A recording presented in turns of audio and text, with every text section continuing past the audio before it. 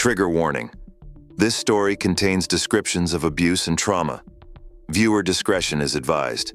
If you found this story powerful and want to hear more true crime stories, don't forget to like, subscribe, and click the bell icon to avoid missing any new videos. Your support helps raise awareness and spreads these important stories. Thank you for watching, and remember, every story counts. In January 2018, a story that would shock the world emerged from an ordinary house in Paris, California. Behind those closed doors was a nightmare no one could imagine. A family of 13 children, kept in captivity, neglected, and abused by the very people who were supposed to protect them. Today, we're diving deep into the Turpin family tragedy, a case so horrifying that it became known as the House of Horrors. We'll go through every detail, including the courageous escape of one teenage daughter who changed everything. The Turpins appeared on the surface to be a regular family. David and Louise Turpin were married for over 30 years and had 13 children together. David worked as an engineer, and Louise cared for the children at home, homeschooling them and keeping them away from the outside world. But things weren't as they seemed. Despite the image they projected in family photos, the reality inside the Turpin home was one of fear, starvation, and abuse. David and Louise exerted complete control over their children, creating a world where they were isolated, neglected, and punished for the smallest acts of independence. Inside, David and Louise Turpin ruled with cruelty and fear. They set strict, almost impossible rules, and used extreme punishments to enforce obedience. If a child spoke out of turn, touched something without permission, or even reached for food, David and Louise would respond in terrifying ways.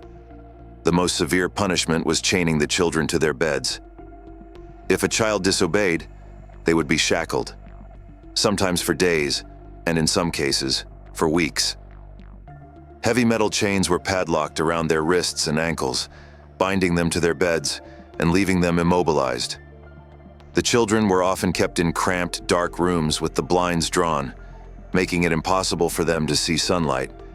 They were forced to live in these filthy conditions, unable to move, use the bathroom, or clean themselves.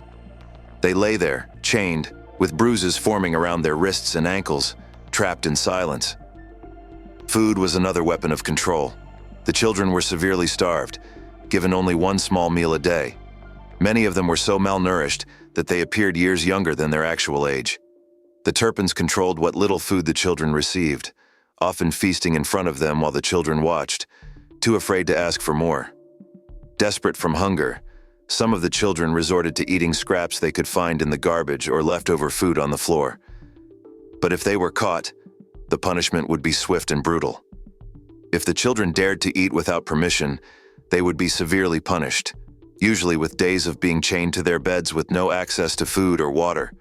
For the Turpins, starving their children was a way of breaking their spirits and asserting dominance over every aspect of their lives.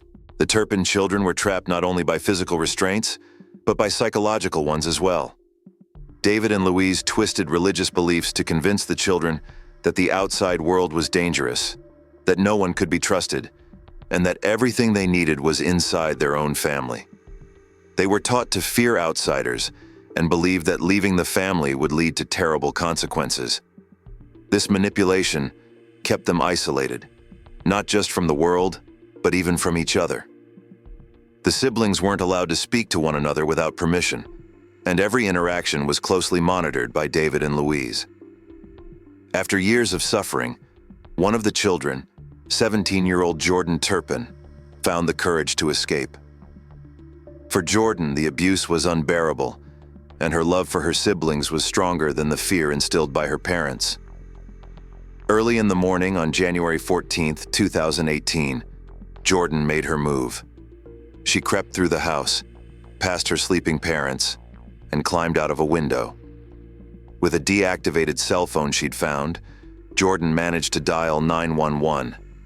She was shaking, unsure if anyone would believe her, but she knew she had to try.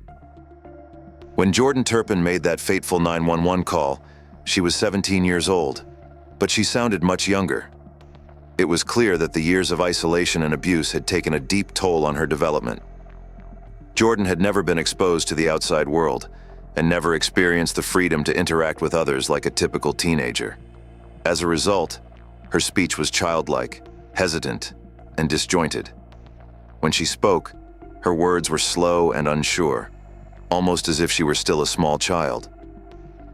She struggled to form sentences, often stammering and searching for the right words. It was as though she didn't know how to properly communicate with the dispatcher, not because she didn't want to, but because she had never been taught how to speak in a normal way.